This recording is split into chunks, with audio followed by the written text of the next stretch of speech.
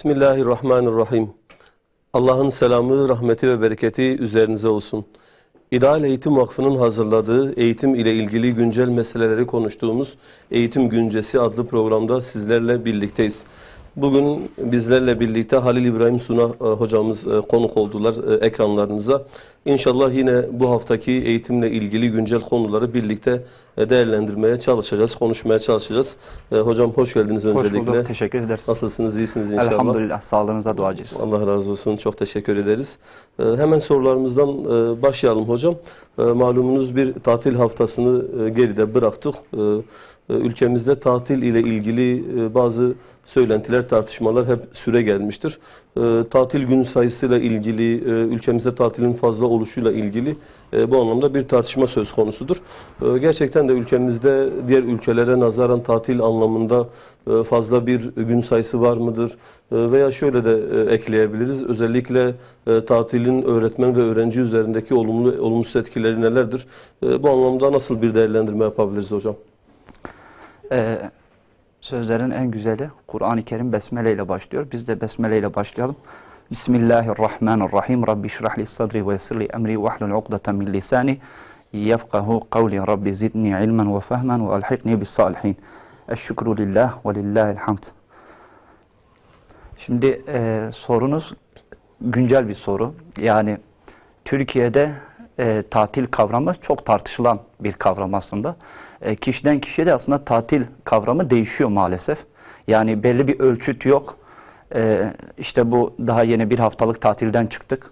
Biliyorsunuz bu yeni bir ara tatil, yani hem Kasım hem de Nisan'da bir haftalık tatiller müfredata konuldu. İnsanlar bize soruyor. Mesela misafirliğe gidiyoruz. Hocam okula gidiyor musunuz? Hocam okula gidiyor musunuz? Şimdi evet, normalde okula gidiyoruz. Seminer dönemleri var. Bizler 3 ay tatil yapmıyoruz. Yani 2 aylık tatilimiz var. Seminer var. Biz öğrenci değiliz. Öğrenciye tatil deyince tabii parantez, bu koronavirüs sürecinden dolayı bize de bu hafta tatil edildi. Oysa normalde mesai saatleri gibi okula gidiyoruz. Yok diyoruz, normal biz okula gidiyoruz, geliyoruz deyince Allah Allah tatil değil mi diyor. Şaşırıyorlar. Yani bir şok geçiriyorlar. Öğretmenlerle ilgili internet sayfalarında bir görsel olsun, bir video olsun, ne zaman ki bu gündeme geldiği zaman yorumlar kısmına baktığınız zaman insanlar adeta öğretmenlere kin kusuyor. Yani işçisinden tut inşaatçısına kadar. Yani böyle bir çekememezlik mi var bilemiyorum, ya da meslekler arası kıskançlık mı var bilemiyorum. Sanki biz hep tatil yapıyormuşuz gibi, ya da şöyle söyleyeyim, sabahleyin 7'de biz ders başı yapıyoruz, 6.30'da evden çıkıyoruz, daha güneş doğmadan evden çıkıyoruz. 11.30-12'de diyelim geldiğim zaman eve, biz ikili eğitimimiz var diyelim okulumuzda. Binadan böyle komşularımız falan görünce hocam diyor, okula gitmiyor musunuz diyor. Yani sürekli bu sorularla karşılaşıyoruz. Sürekli bu sorular ister istemez bu bizim psikolojimizi de alt üst ediyor. Yani kendimizi bir boşlukta hissediyoruz. Acaba gerçekten biz öğretmen olarak çok mu tatil yapıyoruz? Çok mu az yani çalışma süremiz? Şimdi Avrupa ülkelerine kıyas yapacağız. Şimdi Türkiye'de 2 aylık bir yaz tatilimiz var. Buradan özellikle ekranlara bizi izleyen bütün izleyicilere söylerim. Öğretmenler 2 aylık tatil yapıyor. Yazın normalde 3 aylık bir tatil süreci var ama öğrenciler içindir bu. Öğretmenler 8 haftalık bir tatili var. Peki öğretmenler o diğer bir aylık süreçte 2 hafta Haziran'da, 2 hafta Ağustos'ta ne yapıyorlar? Yine biz seminerlerdeyiz. Yani toplantılardayız. Koronavirüs sürecinde biz Zoom üzerinden zorunlu toplantılara katılıyorduk. Sonuçta yine bir mesai sarf ediyorduk. Dolayısıyla 15 tatil var. 25 Ocak özür diliyorum, 8 Şubat arasında 15 günlük bir tatilimiz var. 16 Kasım, 20 Kasım ve 12 Nisan, 16 Nisan arasında da yeni müfredata konulan toplam 2 haftalık, yani bir hafta sonbahar döneminde, bir haftada ilkbahar döneminde konulan 2 haftalık bir tatil var. Şimdi bu normal tatiller, bir de milli tatiller var. Resmi tatillerin dışında kar tatilleri oluyor. Bunlar da şöyle bir kenarda tutmamız lazım. Çünkü birazdan Avrupa'daki tatilleri saydığımız zaman, burada dile getirdiğimiz zaman, yani Türkiye'deki resmi tatiller, özellikle mevsimsel kış tatilleri doğuda çok fazla oluyor mesela. Bunlar da bir kenarda aklımızda tutalım. Şimdi bakalım mesela Avrupa ülkelerinde nasıl, durum nasıl? Avusturya, Belçika, Finlandiya, Lüksemburg gibi ülkelerde yaz tatili 2 aydır. Yani hemen diyeceksiniz ki bizde demek ki bir ay fazla. Bunu bir kenarda tutalım. Hollanda, İngiltere'de 6 haftadır. İtalya'da 9 haftadır. Yani 2 ayın 1 haftada fazlasını. Şimdi Portekiz'e bakalım, 2,5 aydır yaz tatili.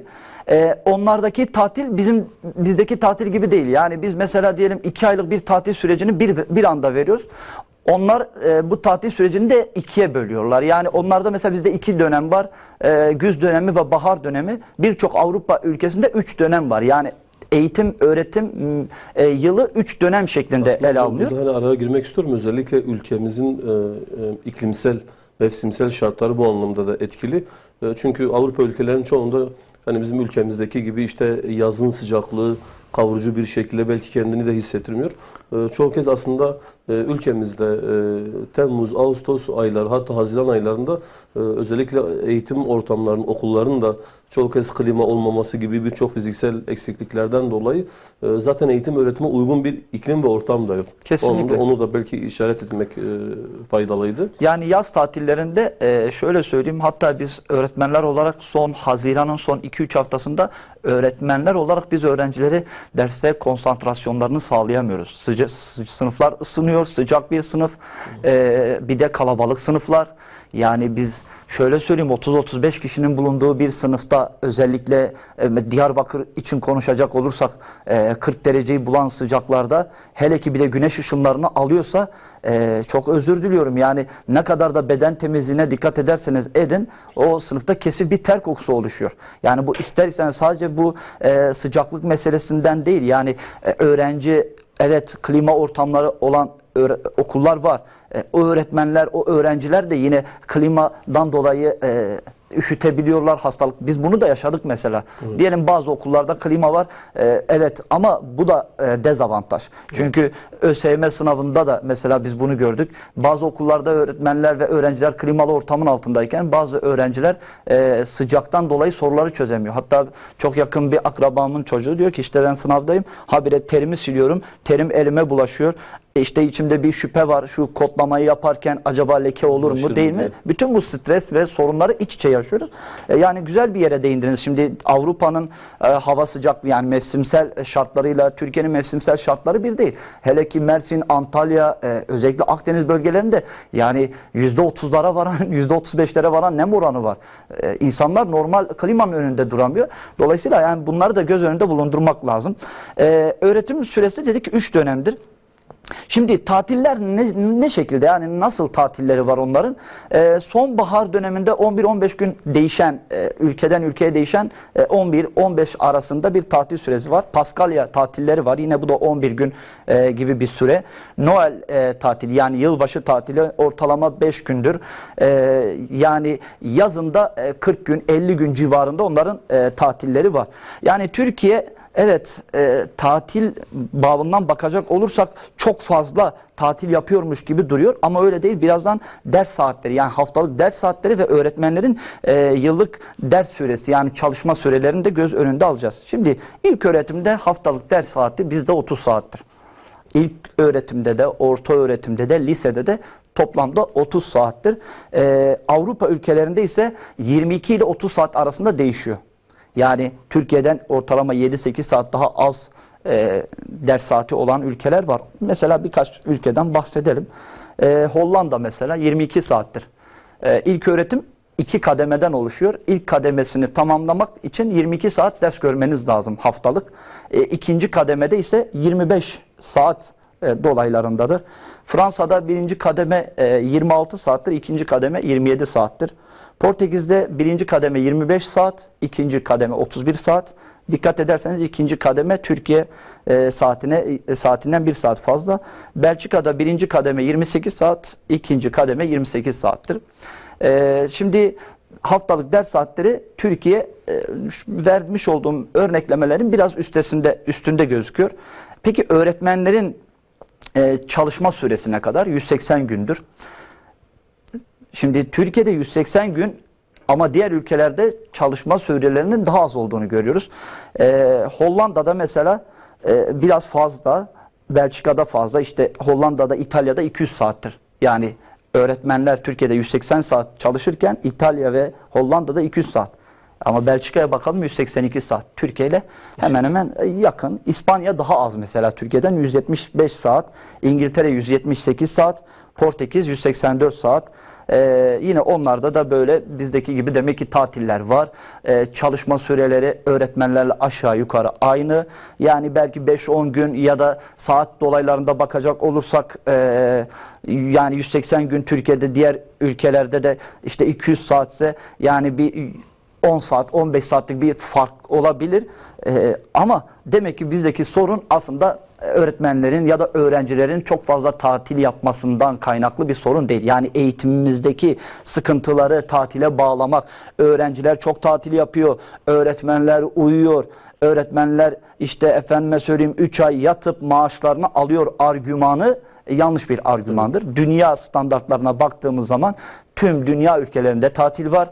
Evet, belki ufak tefek farklılıklar olsa da aşağı yukarı aynı. Peki neden kaynaklı? Yani bizdeki sorun neden? Bizde eğitim gün sayısından ziyade eğitim kalitesiyle alakalı bir problemimiz var bizim. Bizim eğitim gün sayısından ziyade bizim müfredatla alakalı problemimiz var. Yani sürekli problem var, işte problem görülüyor müfredatta. Müfredat sürekli değiştiriliyor. Sınav sistemi sürekli değiştiriliyor. Eğitim sistemimiz yani deyim yerindeyse iyice Arap saçına dönüyor. Her gelen bakan ya da her gelen hükümet kendi düşüncesine göre, kendi ideolojisine göre Milli Eğitim Bakanlığı bölümü işte o alanıyla istediği gibi oynayabiliyor. Zaten nice seminerlerde bu sorun dile getiriliyor. Efendim işte Sağlık Bakanlığı'nda, diğer işte bakanlıklarda olmayan sorun hep Milli Eğitim Bakanlığı'nda var. Sürekli değiştirilme durumu var. Bugün öğrencilerde biz bu sıkıntıyı görüyoruz hocam. Öğrenci sınav sistemine yönelik geliyor. Hocam ders anlatıyorsunuz. Ders anlatırken o bilgiyi almak değil de hocam bu sınavda çıkacak mı diyor. Yani dolayısıyla böyle bir sıkıntımız var bizim. Aslında özellikle ben de ilave olması açısından iki noktaya değinmek istiyorum.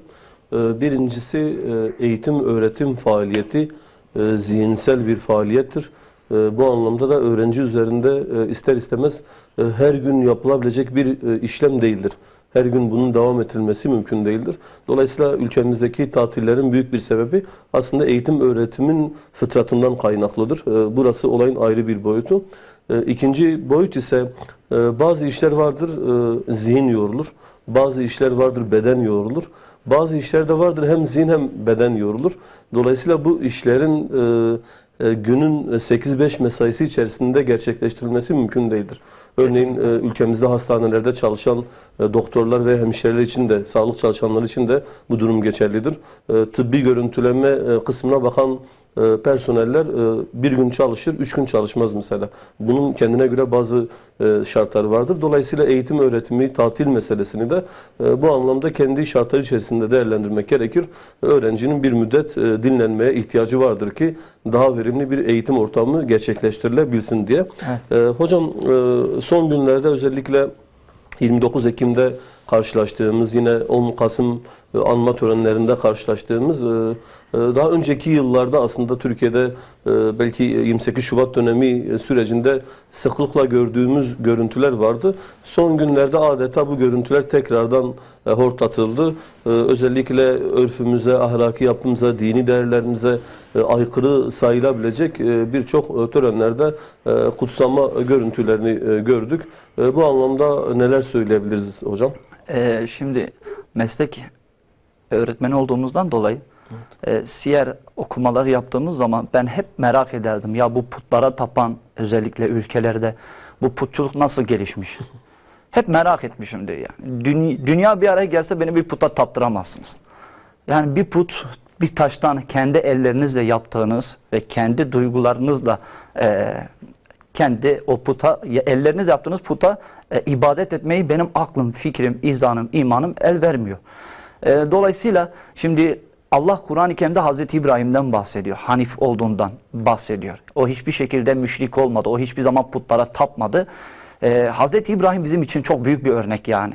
Özellikle Allah eşini alıp da bugünkü Suriye Arabistan Yarımadası'ndaki Mekke şehrine hicret etmesini istiyor ve Hazreti İbrahim hiçbir şekilde sorgulamadan eşini alıp bugünkü Mekke şehrine geliyor. İşte aslında Mekke şehri hiç bir insan dahi, orada bir hayvan dahi yaşamazken çöller arasında, dağlar tepelerin arasında kervan geçmez, kuş konmaz denilen bir yer.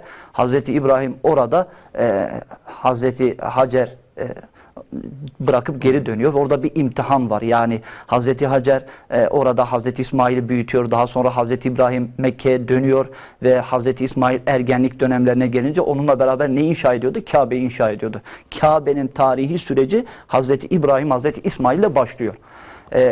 Orayı inşa ederken ne diyordu? Allah'ım burayı ziyaret edecekler için güvenli bir mesken kıl. Buraya gelen insanlar sadece ve sadece seni tesbih etsinler, seni zikretsinler, sana ibadet etsinler. Öyle de oldu. İlk Hazreti İbrahim'in kurmuş olduğu bir şehirde bir mabet yükseldi. Evet, o bir somut, semboliktir belki ama orada bir maneviyat oluştu ve orada kabileler yerleşti ve ilk Müslümanlar, yani Hazreti İbrahim'e iman eden, Hanif dinine mensup olan, ahiret inancı olan, putlara tapmayan, dikkat edin, o bölgenin etrafında putlara tapan devletler, milletler vardı. Nitekim Hazreti İbrahim'in bu özellikle Urfa, Adıyaman bölgesinde rivayetlerde burada Nemrut'la olan bir münasebeti var yani. O putları kırma, babasının putlarını kırma meselesi var. Dolayısıyla putçuluktan kaçarak, aslında doğrusu kaçmadan, oradan bir maneviyat oluşturarak buradaki putları da devirdi. Dolayısıyla şimdi Peygamber Hazreti İbrahim orada Hazreti İsmail ile bir Kabe inşa ettikten sonra insanlar ahiret inancı vardı, Allah inancı vardı ama zamanla bozulduğunu gördük. Nasıl oldu bu? Amr bin Luhay adındaki biri dışarıdan o putlara tapan, böyle geleneği, kültürü olan topluluklardan etkilenerek ya bizim niye olmasın dedi. O da bir put aldı, götürdü, Kabe'nin ortasına dikti. Sonra dedi ki bunun içinde bir yücelik var.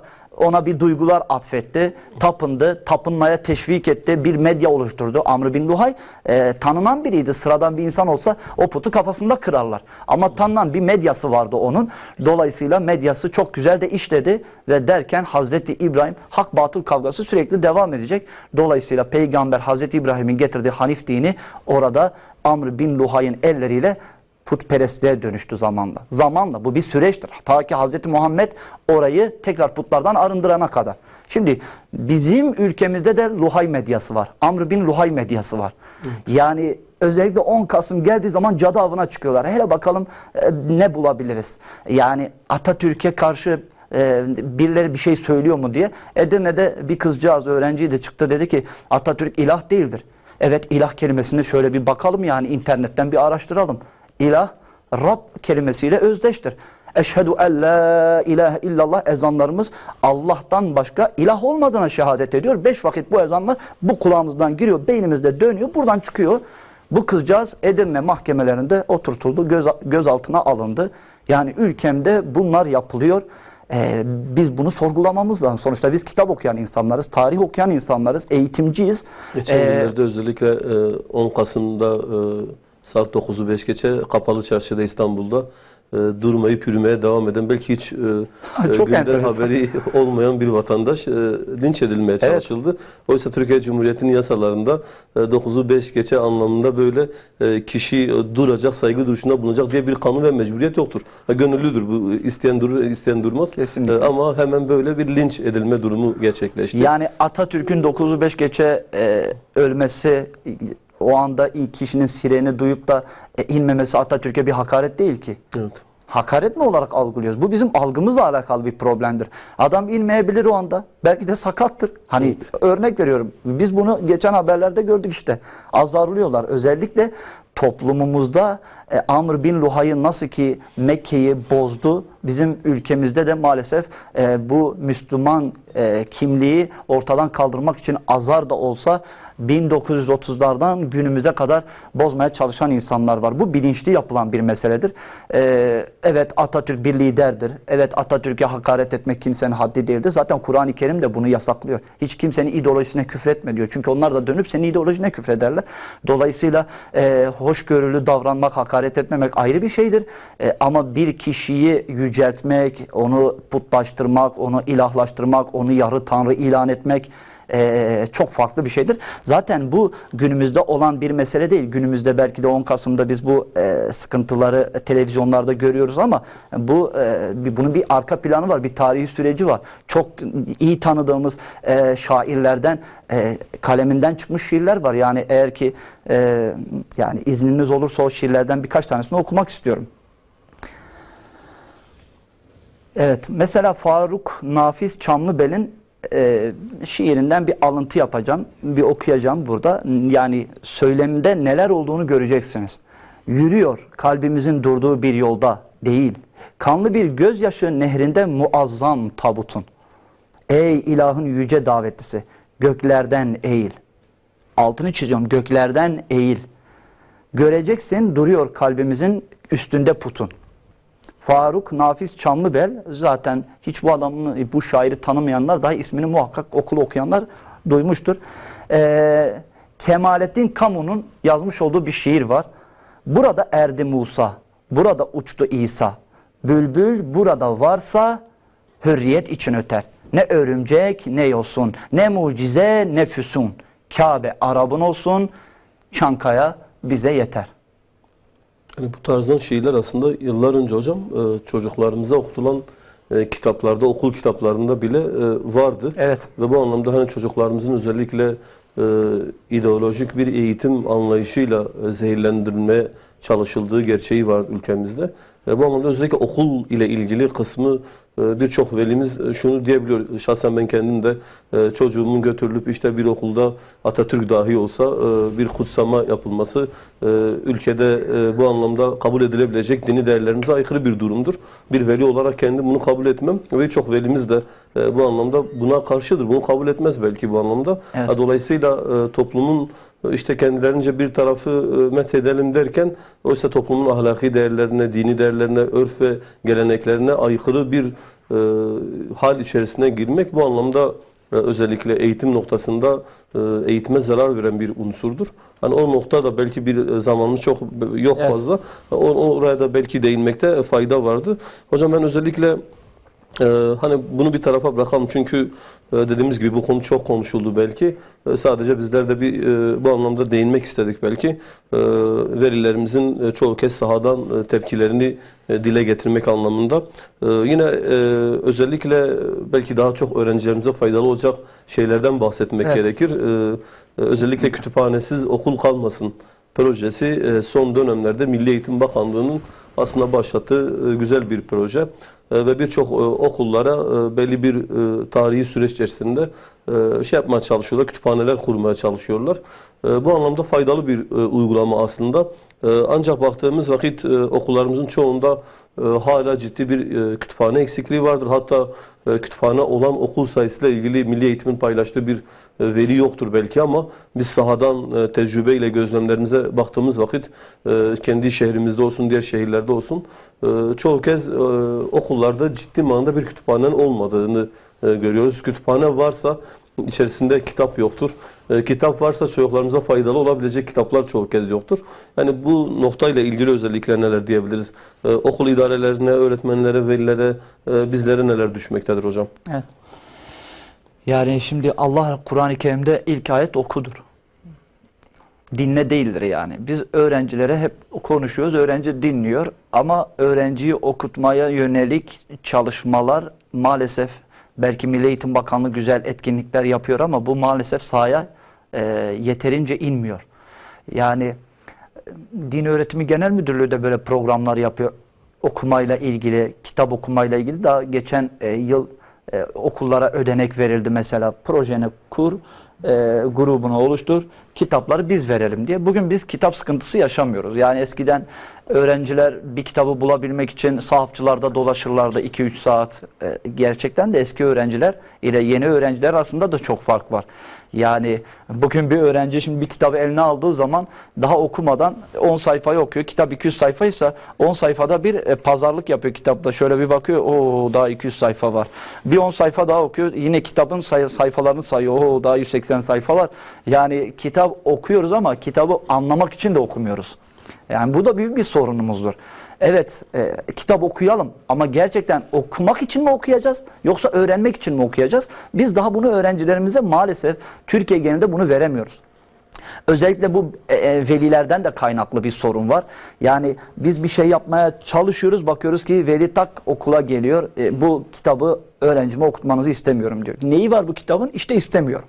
Yani muhafazakar kesim, tabii hepsi değil de bir kısmı sadece çocuklarına dini kitap okutulması taraftarıdır. Hep böyle Allah, Kur'an-ı Kerim, peygamber, hep bunlar okutulsun.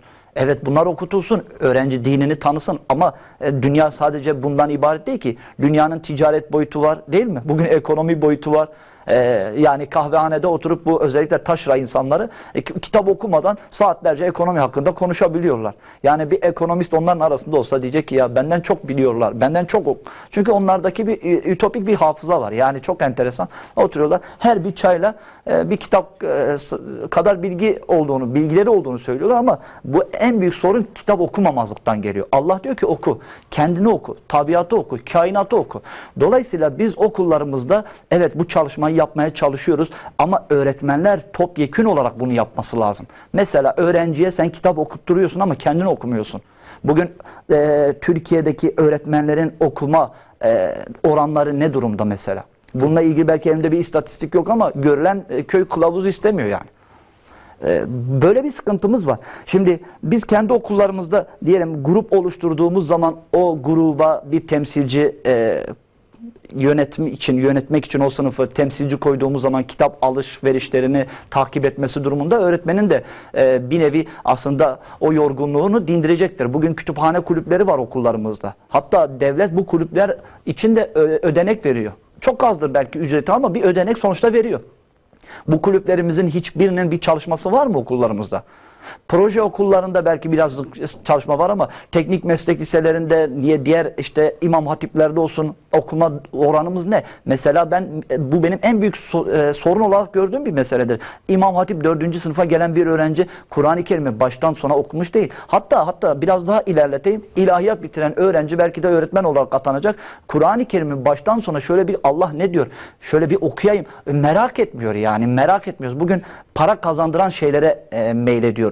Bu bize para kazandırmıyor. Zaman da götürüyor. Zaten çok da yoruluyoruz aslında. Okurken yoruluyoruz. Mesela şu telefonu elime aldığım zaman 5 saat harcayabilirim. Ama öğrenci diyor ki hocam ben kitaptan hiçbir şey anlamadım diyor. Nasıl anlamadın? Çok güzel kitap. Kaça kadar okudun? Hocam 5 sayfa okudum, o da zorla okudum. Aslında okumak için değil. Sırf Halil Hoca dedi, Ahmet Hoca dedi, Mehmet Hoca dedi, onu kırmayayım, üzmeyeyim. Ama kitabı şöyle sayfalarda bir göz gezdireyim. Sorarsa, yemin ettirirse de okudum diyeyim. Öğretmenlerde de bu sıkıntı var. Öğretmenler de okumuyor. Öğrenciler de okumuyor. Dolayısıyla yukarıdan ne kadar kitap okuma etkinlikleri yapılıp resmi yazılar okullara gönderilse de bu şuur bizde oluşmadıkça sadece ve sadece ekranlara oynarız. Zaman zaman Türkiye'de görüyoruz. İşte falan okul bahçede kitap okuma şöleni oluşturdu. Sadece ve sadece ekranlara oynamadan başka bir şeydi. İsim mi lazım değil. Geçen gün bir okuldayım. İşte yetkili bir kişi geldi o okulda fidan dikimi. 5-6 tane fotoğraflar alındı. O fidanlar ertesi gün 2 gün sonra soldu. Kimse su vermiyor çünkü. Can suyu verilmedi ki. Sadece amaç nedir? Fotoğraflarda falan kişi işte fidan dikildiği görülsün de gerisi önemli değil. Dostlar çarşıda, pazarda bilsin de gerisi önemli değil. Bugün bizim böyle bir sıkıntımız var. Şöyle söyleyeyim. Bize Milli Eğitim Bakanlığı'nın verdiği kitaplar var. Coğrafyadır, Türkçedir, edebiyattır. Hangi öğrencimiz baştan sona okuyor, bitiriyor? Hatta bize geri dönüşüm için getirilen kitaplar var. Biz şöyle kitabı alıyoruz. Kitap açılmamış. Kendisini gösteriyor zaten. Cildi daha taze. Hani açılan kitap belli olur değil mi? Biraz yıpranır. O sayfalar biraz ayrışır. Kitap hiç açılmamış. Alınmış. Okula götürülmüş. Bugün ben Milli Eğitim Bakanlığı'nın kitapları ücretsiz verilmesi taraftarıyım ama bu da sıkıntı oluşturuyor. Ertesi gün öğrenci kitabını kaybediyor. Kitap okumak istemeyen bir nesil olduğu için okul kitaplarını dahi ikinci gün kaybediyor. Nerede kitabın? Hocam şuraya bırakmıştım, sıranın altında bırakmıştım. Bir de bağırıyor, kalkıyor, ya diyor kim aldı kitabımı?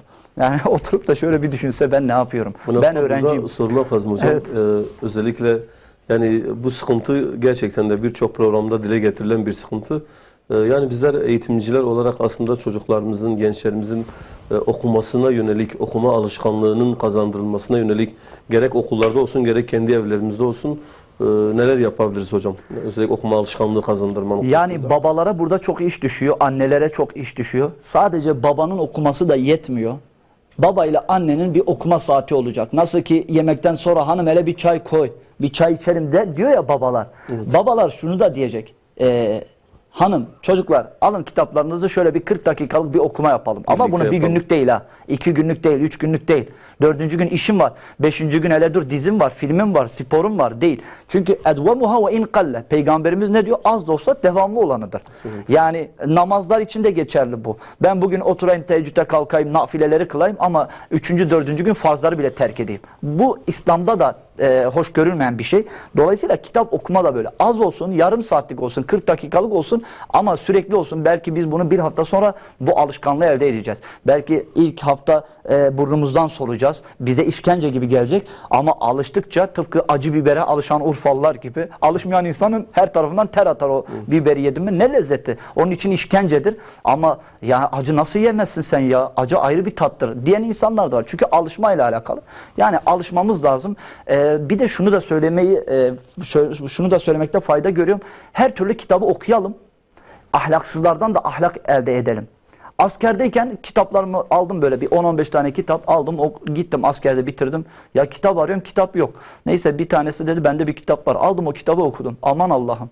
İçeriği berbat bir içerik ama şükrettim halime. Okudukça şükrettim. Allah'ım dedim böyle bir insan da olabilirdim. Ben her zaman öğrencilerime diyorum yani ben şu anda öğretmenim bırakıp dünyanın en seri katili olabilirim. En kötü insanı olabilirim. Olabilirim yani. Bu potansiyel her insanda var. Dolayısıyla oraya bakıp böyle bir insan olmadığım için elhamdülillah şükrettim. Dolayısıyla Kur'an-ı Kerim'de, hadiste de kötü yani kıssalar içerisinde kötü pasajları bize hadislerde Peygamber Aleyhisselatü Vesselam anlatıyor. Zina etmek üzere olan bir insanın durumunu bize anlatıyor değil mi? Ya da geçen bir bayana bakan sahabenin Hazreti Muhammed'in gözleriyle onun gözlerini örtmesi. Dolayısıyla orada anlık senaryoya, anlık o kamera merceğe takılan görüntüye değil de bütün alanı alıp oradan bir amaç, bir sonuç çıkartmak lazım. Ben masamda bir kitap var. Biri geliyor şöyle kitaba bakıyor. Ortada bir kitapta bir yer okuyor.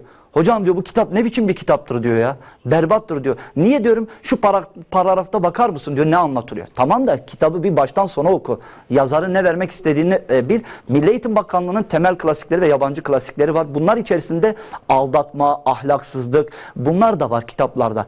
Evet ama bu kitapların kritikleri yapılsa, bu kitapların tahkikleri yapılsa, bir gözetmen, öğretmen olsa bunlar çözülebilir. Ama öğrenci onu okuduğu zaman öğrenci senin benim bakış açımla bakmıyor. Ha diyor bu kitabın demek ki verdiği şey doğru ben bunu yapayım diyor. Örnek veriyorum Zehra kitabı var mesela temel klasiklerde. Orada kıskançlık yapan bir Zehra var. Hayatı alt üst oluyor ama öğrenci onu okuduğu zaman öğrenci onu doğru bir kahraman olarak görüyor. Fakat siz açıklama yaptığınız zaman yazarın bunu anlatmak istediğine pardon hocam ben hiç bu bakış açısıyla bakmamıştım diyor. Yani bunları da söylemekte fayda var. Rabbim okuyanlardan şöyle, eylesin bizi. Aynen. Şöyle belki açmak faydalı olur. Yani okullarda ders verirken dahi veya bilimin kendi şartları ve gerçekliği içerisinde bir aşamalılık söz konusudur. Dolayısıyla okuma anlamında da bir aşamalılık söz konusu olması gerekir. Çocuklarımıza verilen kitaplar noktasında elbette hani seçici olunması gerekir ki ben özellikle Milli Eğitim Bakanlığı'nın temel eserler dediği ve içerisinde şu ayrımın yapılmadığı kanaatindeyim. Yani örnek diyelim bir kitapta kıskanç bir karakterin veya cimri bir karakterin yansıtılması, çocuğun bu karakter üzerinde bu kötü davranışın sonuçlarını görmesi ayrı bir şeydir. Dolayısıyla bu anlamda bu öğretici bir boyutu vardır. Ancak öte taraftan bir insana, bir çocuğa, bir gencimize hiçbir faydası olmayacak ve batılın tasvir edildiği, özellikle hani Üstad Bediüzzaman'ın güzel bir sözü vardır. Bazen batılı tasvir saf zihinleri bozar şeklinde. Dolayısıyla çocukların özellikle de gelişim çağında olan, özellikle öte taraftan ergenlik döneminde olan çocuklarımıza bu anlamda batılı tasvir edecek, ahlaksız içerikleri sunacak kitapların sunulması bizim aslında eleştirdiğimiz durum burada budur. Özellikle bu anlamda ciddi bir düzenleme yapılması gerekir. Bu düzenleme yapılmadığı takdirde bugün zaten ülkemizin televizyonlarında verilen ahlaksız içerikli dizilerin, filmlerin zaten haddi hesabı yok. Bunlar bununla birleşince de ayrı sıkıntılara, ayrı problemlere sebebiyet vermektedir. Zamanımız da yavaş yavaş ilerliyor hocam. Ben özellikle bugün malum Öğretmenler Günü, her ne kadar gün ve gecelerle ilgili özellikle bazen kapitalizmin dayattığı, bazen ülkemizin siyasi ideolojik tarihinin aslında olumlu bir şeyin kaldırılıp yerine olumsuz bir şeyin bırakıldı ki Öğretmenler Günü'nün tarihçesine baktığımızda bunu görüyoruz. Öğretmenler Günü'nün tarihçesi aslında ülkede bir harf inkılabı sözde yapılıyor ve burada bir gecede birçok alim, birçok insan bir gecede tabiri caizse cahil bırakılıyor. İşte harf inkılabı adı altında getirilen kendi özümüzde olan, yani sonuçta ülkede bir inkılap gerçekleştiriliyor. Bir harf alfabe getiriliyor. Bu alfabe bizim kendi alfabemiz değil. Bu nasıl bir inkılap olacak? Ama bakıyorsunuz ki bu inkılabın yıl dönümüyle birlikte bir seferberlik düzenlenmiştir. İşte köy okullarına kadar, enstitülere kadar böyle köylerin ta böyle çiftçilere kadar böyle işte kara tahtalar kurulmuş ve yeni harfler öğretilmeye çalışılmış ki istatistiklere bu alanda yapılan çalışmalara baktığımızda çok da başarılı olunmamış. Evet. Yani bu yeni alfabe özellikle okuma yazmayı oranını artırma noktasında bir katkı da sunmamıştır. Bunlar hepsi olayın bir tarafı. Ancak işte bunun özellikle gerçekleştirildiği ve bunun topluma indirgenmeye çalışıldığının yıl dönümü olarak aslında işte Mustafa Kemal'e öğretmenlik unvanı verilmiştir. Baş öğretmen unvanı verilmiştir. Ve 24 Kasım'da aslında ülkemizde diğer dünya ülkelerine göre Öğretmenler Günü farklı bir zamanda kullanılıyor. Buranın tarihi alt planı böyle belki. Bunlar hani bir tarafa bıraktığımız vakit hani bu tartışmalar belki ayrı bir zeminde yapılır. Bunun da farkında olunması gerektiği için ben burada bu izahatı yapıyorum. Ancak hani öğretmeni merkeze bıraktığımız vakit özellikle öğretmenlik mesleğinin saygınlığı ki malumunuz dün akşam Cumhurbaşkanı'nın da öğretmenlik meslek kanunuyla ilgili çalışmaları yaptık. Kısa bir sürede kamuoyuna paylaşacağız şeklinde nitelikli bir meslek olan öğretmenlik Türkiye'de gördüğü itibar noktasında ciddi eksiklikler vardır. Bu da öğretmenin eğitim kalitesine etki etmektedir. Dolayısıyla öğretmenlik mesleğinin saygınlığıyla ilgili toplumumuzda neler vardır? Durum nasıldır? İyileştirilebilir mi? İyileştirilemez mi? Bunlarla ilgili hocam neler söyleyebiliriz?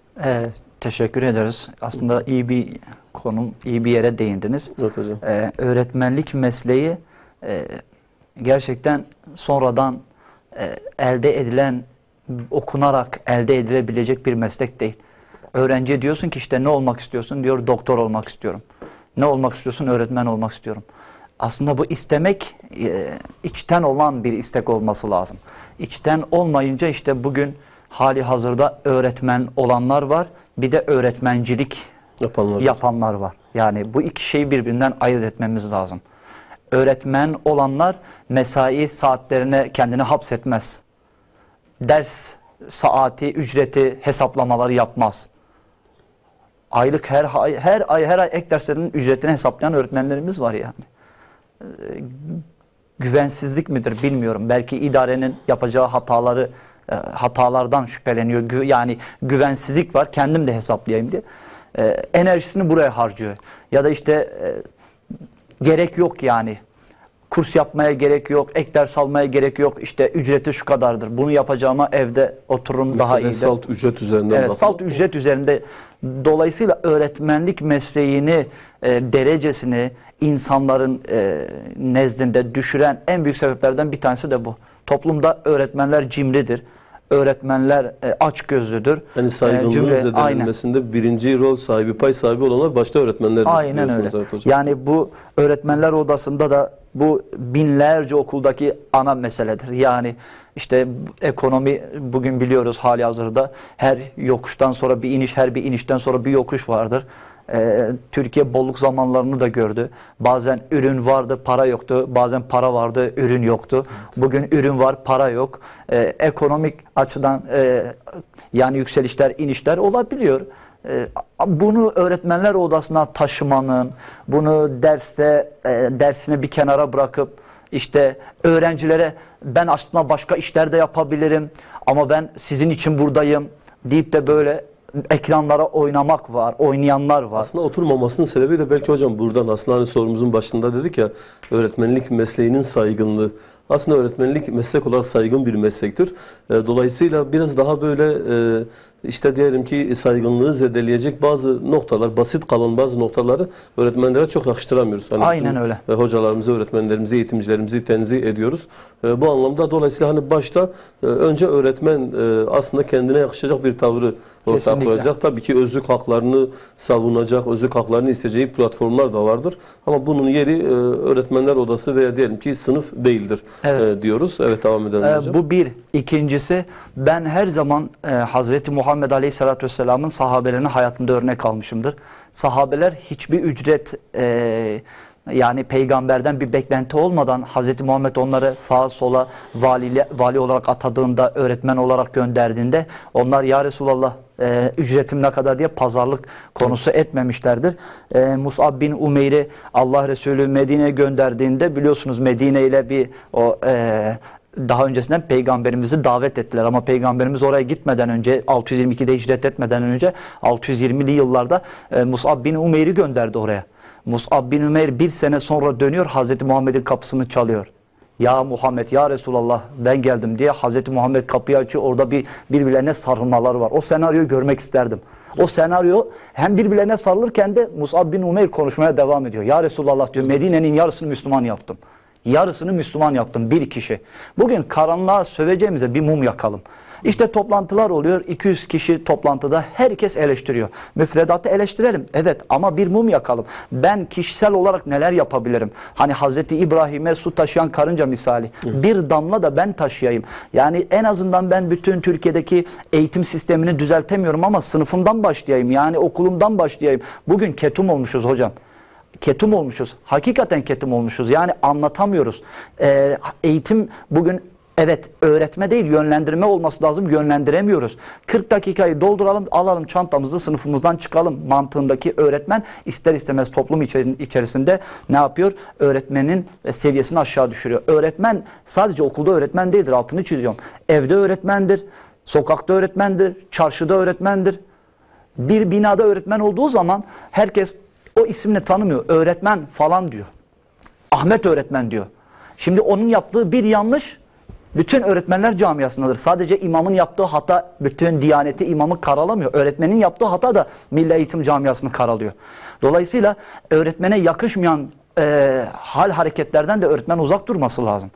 Dolayısıyla ben her zaman söylüyorum yani imam öğretmen benzetmesinde işini hakkıyla yapmayan imamın ayakkabılık kenarında oturan cemaati olur. Şu an bir an önce bitsin. Kendi de zaten anlattıklarına inanmıyor ya da içtenlikle söylemiyor. Yani bir Allahümme entes selam ve minkes selam olsun, böyle bir fırlayalım, ayakkabılarımızı alalım, hurra bir camiyi terk edelim. Aynı mantık aslında okulda da var. Dersini içtenlikle anlatmayan, sınıfta kıpır kıpır olmayan, enerjik olmayan öğretmenin daha 15-20 dakika var dersin bitimine, öğrenci ayaklanıyor. Nereye ayaklanıyorsun? Çünkü o eve gidecek yani. Öğretmen anlatmıyor, bir şey anlatmıyor. Bir soruyla matematik hocaları var. Öğrencilerden alıyoruz işte, diyor hocam bir ders boyunca 2 soru çözüyor. Ekranı hiç açmayan, EBA'yı hiç kullanmayan, görselliği hiç öğrencilere sunmayan öğretmenler var. Hatta ve hatta çok özür diliyorum, bütün öğretmenleri bundan dahil etmiyorum tabii, ama bazı öğretmenlerimiz öğrenciler bile nasıl davranacağını bilmiyor. Yani belki argo kelimeler değil ama dışlayıcı, kırıcı kelimeler. Öğretmen ne konuştuğunu da bilmeli, ne konuşacağını da bilmeli. Toplum içerisinde onun ağzından çıkan her kelime örnek mahiyetindedir. Bir öğrencinin kalbini kırdığınız zaman o öğrencinin hayatını mahvediyorsunuz. Evet, hayat, öğrencilerin biz hayatıyız. Ben her zaman söylüyorum, ben öğrencinin hayatıyım. Siz öğretmen değilsiniz sadece, öğretici değilsiniz. Öğrencinin hayatısınız. Neden hayatısınız? Çünkü siz onun hayatına dokunuşlar yapıyorsunuz. Güzel bir noktaya değindiniz hocam. Programımızın da son dakikalarına geliyoruz. Özellikle buradan ben son soruyu da sormak istiyorum. Yani bu anlamda öğretmen ve öğrenci arasındaki ilişki, münasebet, o saygınlığın oluşturulması noktasında neler söyleyebiliriz hocam? Yani Hazreti Muhammed'e örnek almamız lazım. Sahabeler nasıl ki peygamberi özlüyordu. Sahabenin bir tanesi sürekli Mescid-i Nebevi'de eşi geliyor peygamberimize, ya Resulallah eşimden şikayetçiyim diyor yani. Niye? Sebebi nedir? Evde durmuyor ki bu adam. Bu adam evde durmuyor. Peygamber çağırıyor. Neden sen böyle evde durmuyorsun? Ya Resulallah diyor, Mescid-i Nebevi'de senden ayrıldığım an seni özlüyorum diyor. Senin huzurunda bulunmak istiyorum, senin yanında olmak istiyorum diyor. Biz şu parantez içinde öğretmen-öğrenci ilişkisini de şu cümleyle bitirelim bence. Yani öğrenci bizim dersimizden keyif alıyor mu? Yoksa dakika saat mi sayıyor? Yani bulunduğumuz okulda öğretmenler odasında insanlar yüzümüze baktığı zaman mutlu olabiliyorlar mı? Yoksa aman o geldi şuradan kaçalım. Ya da öğrenci ders programı değişmiş bakalım yine bu hoca mı ya diyorsa o zaman bizde bir sıkıntı var. Yüzümüzde, bedenimizde, jest mimiklerimizde, tavrımızla, tarzımızla öğrenciyle aynı frekansı yakalamak istiyorsak ben valla çok ciddi bir öğretmenim, ben sınıfta hiç gülmem. Bu değildir yani. Onun seviyesine ineceksin. Hazreti Muhammed peygamberdi, bir liderdi. Zaman zaman çocuklarla da şakalaşıyordu. Eşiyle de şakalaşıyordu. Hazreti Ayşe ile yarışmalar yapıyordu. Değil mi? Evet. Bazen Hazreti Ali ile de yatan Hazreti Ali'ye ey toprağın Ebu Turab babası. Yani onun güzel şakaları da vardı. Bazen mizah şakaları da var. Kelime şakalar da vardı. Dolayısıyla hep böyle resmi, hep böyle ciddi. Çok özür diliyorum, böyle hani filmlerde oluyor ya, böyle krallar vardır. Etrafında köleler böyle onu böyle yelpazeler, hiç gülmez. Böyle değildi yani. Gerçekten de yerine göre davranan öğretmen öğrenciyle çok güzel bir diyalog kurar. Çok güzel ilişki kurar. Öğrenci okuldan mezun dahi olsa seneler sonra bir yerden telefonunu bulur da o öğrenci öğretmenini arar, işte o zaman o öğretmen doğru yoldadır. Ama öğrenci dersten çıktı, o dışarıda, kaldırımda, yolda öğretmeni görüp sokakta yolunu değiştiriyorsa o öğretmen bence öğretmenliğinden bir sorgulaması lazım. Ben öğretmen miyim yoksa öğretmencilik mi oynuyorum? Öğretmencilik oynayanlar çok tehlikeli bir iş yapıyorlar. Nasıl İslam'da münafıklık en alt derece ise öğretmencilik oynayanlar da maalesef öğretmenlik mesleği, o kutsal mesleği, bütün peygamberler öğretmendi.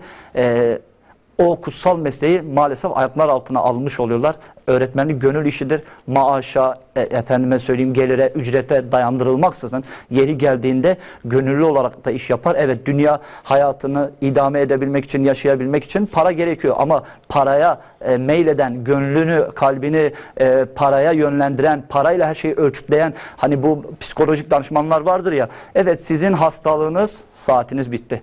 Bir sonraki randevuda görüşürüz. Yani ders saati bitti. Bazen öğretmenler bir matematik sorusu çözüyor. Evet, zamana göre öğretmen ayarlayabilmeli kendini ama bazen olabiliyor. Sınıf içi, sınıf dışı sorunlar olabiliyor. Soruyu yarıya kadar yapıyoruz, zil çalıyor, burada bırakıyoruz. Dakika alıyor çantasını, çıkıyor. Ya da cümlesini yarıda bırakıyor. Allah böyle öğretmen olmayı bizlere nasip eylemesin. Evet, ömrümüzün sonuna kadar. Özellikle son nokta önemliydi hocam. Bizler de öğretmenliğe başladığımız ilk yıllarda tecrübeli eğitimcilerin bizlere vermiş olduğu seminerler vardı. Milli Eğitim'in düzenlemiş olduğu. Orada hocalarımız derlerdi ki işte iyi bir öğretmen olup olmadığınızın ölçüsü sokakta, caddede, yolda öğrencileriniz sizi gördüklerinde yolu değiştiriyorlarsa, sizi aman görmeyeyim, şeytan yüzünü görsün diyorlarsa bilin ki siz bir öğretmen olamamışsınızdır. Ama gerçekten de mahcubiyetle, saygıyla yanınıza gelip sizi sormak istiyorlarsa bu anlamda demek ki onların gönül dünyalarında bir yerlere dokunabilmişsinizdir. Kesinlikle. Burası önemliydi. Bir de son olarak ben de şunu eklemek istiyorum. Özellikle bir matematik öğretmeninin öğrettiği formüller unutulacaktır öğrencilerin zihninde. Bir fizik öğretmeninin verdiği formüller unutulacaktır. Bir Türkçecinin ezberlettiği şiirler belki unutulacaktır. Bunlar hepsi süreç içerisinde unutulacaktır. Ancak çocuklarımızın zihninde, dünyasında, gönlünde yer edinmenin bir yolu da onlara gerçekten de bazı ahlaki değerleri, bazı insani ilişkileri oturtabilen öğretmenler bir nevi teşbihat olmasın, kendi öğrencilerinin dünyasında ölümsüzleşirler. Evet. Bu anlamda Allah Celle Celaluhu tüm eğitimcilerimize bu saygınlığı nasip etsin inşallah. Evet, programımızın sonuna geldik. Halil İbrahim Suna hocamızla beraberdik. özellikle eğitimin güncel konularını birlikte muhabbet etmeye, sohbet etmeye çalıştık. Kendilerine teşekkür ediyoruz hocam. Katkılarınızdan dolayı Ben teşekkür özellikle teşekkür ediyoruz. İnşallah haftaya farklı bir konuyla, farklı konuklarla tekrar sizlerle birlikte oluruz. Allah'a emanet olunuz. Hayırlı geceler.